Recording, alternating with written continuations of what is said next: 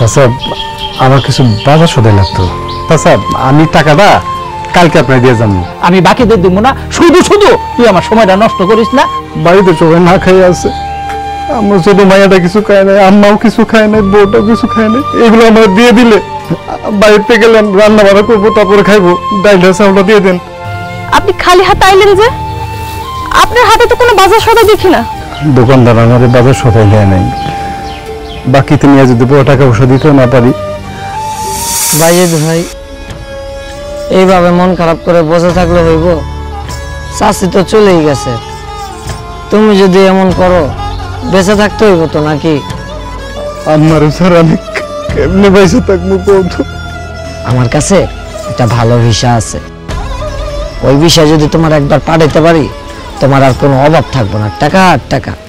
আর করো না, আমার কত সর্বনাশ হয়ে গেছে সীতা। খালি কই বাড়ির থেকে টাকা আনা টাকা আনা, আমার তোরা খাওন দিতেছে না, খালি মারে, আমরা খালি মারতেছে। আমি সুখ পালে না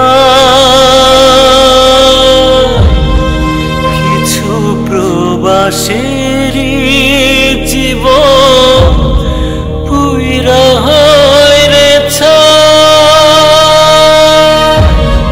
কিছু প্রবাসের জীবন পুইরা হয় রে